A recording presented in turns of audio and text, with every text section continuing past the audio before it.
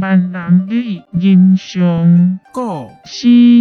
清明杜甫，清明，作者杜甫。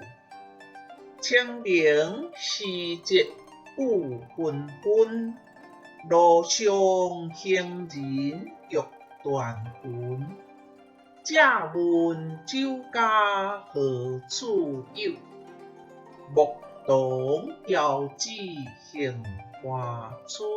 谢谢您的观赏，希望您会喜欢我为您制作的影片，请支持我，点击 subscribe， 然后再单击小铃铛。